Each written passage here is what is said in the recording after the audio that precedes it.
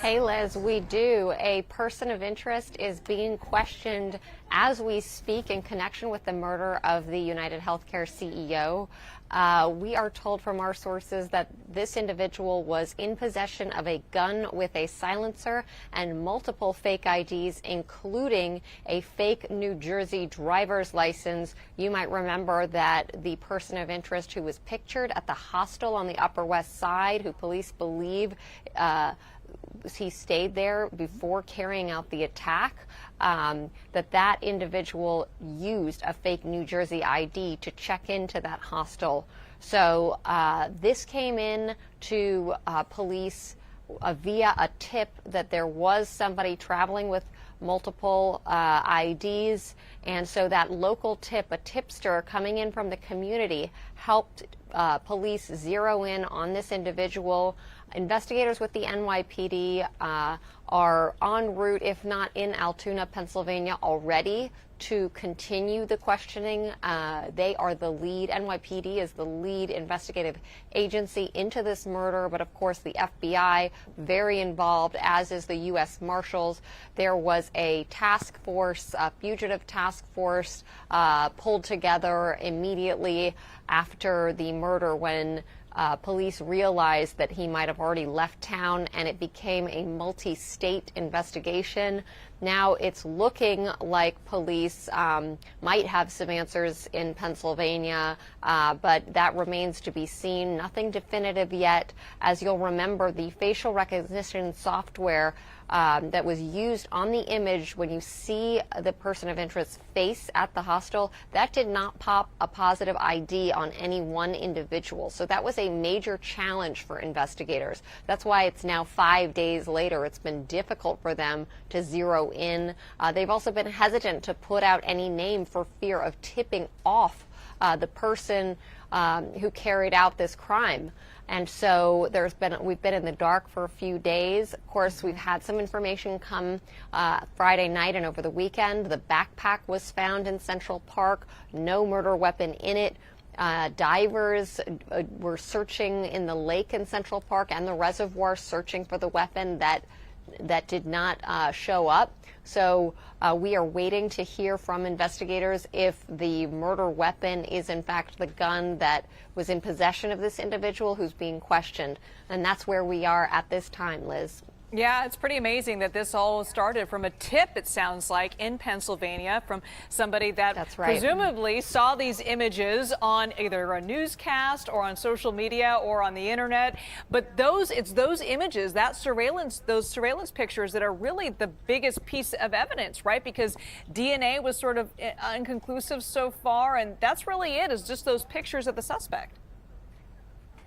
That's right, and the fingerprints that were found on a water bottle that was dropped at the scene of the crime, they were not of any value. They were just partial fingerprints, so that wasn't helpful.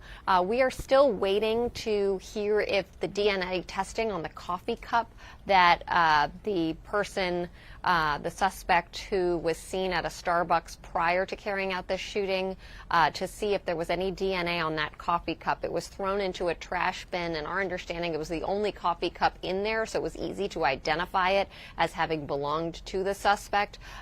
We are still waiting to hear back if any DNA came back, but that's going to help prosecutors once they are sure who they believe carried this out, to sort of paint a timeline and place that person with, DNA evidence near the scene of the crime. So all this is like a multi-pronged investigation where all these different elements are being investigated in tandem at the same time, and they will all be drawn together as prosecutors build a case. Right now, where we're at, we have a person of interest being questioned in Pennsylvania, and we'll see, of course, that the fact that he was in possession with a fake New Jersey ID is yet another clue, and a gun with a silencer, but we cannot report for sure that this is the suspect or even that the gun was the same gun that was used. Their investigators are taking their time, and they want to be 100% sure.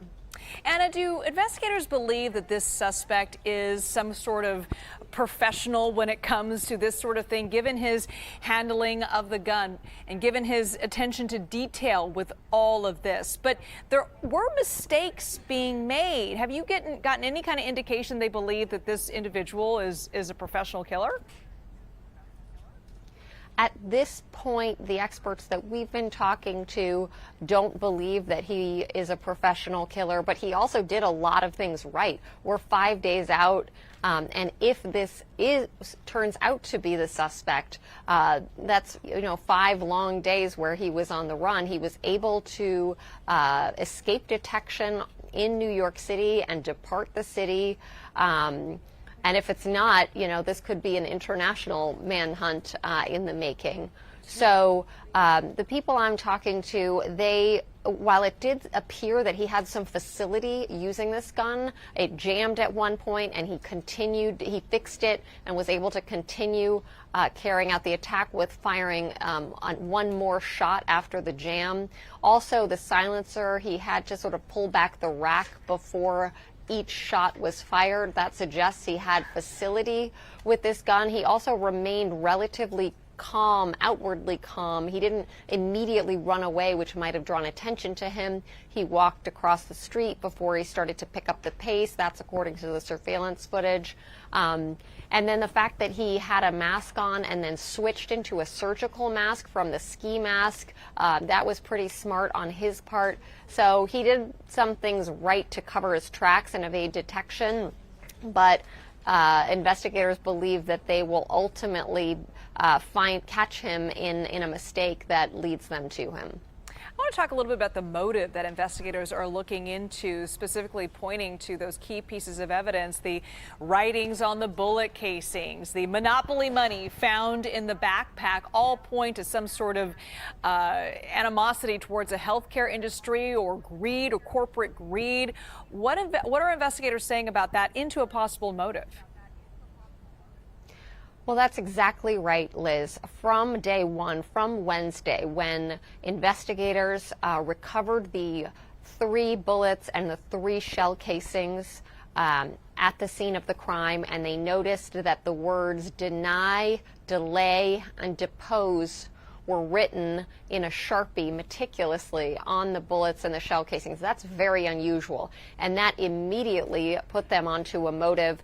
They, of course, they were running down a list of potential suspects' names, trying to find clues as to motives. That effort is still underway, but those words written on the bullets were the first clue. Then monopoly money found in the backpack that was discarded in Central Park. That again suggests almost like a message, kind of like trolling of the healthcare insurance industry, a nod to the high compensation packages that the executive team often brings in, also the high revenues that the companies pull in from people who pay to have their insurance, and contrasting that with the denials that people sometimes get. And you've heard there's been an upswell on social media of people frustrated with the health insurance companies who've denied their claims. So there's been really an unprecedented backlash following a murder like this, where people they were almost rooting for the perpetrator, which is really chilling, since a man was just gunned down in cold blood on 54th Street in the middle of Midtown Manhattan. Yeah. All right, Anna Schecter, thank you so much.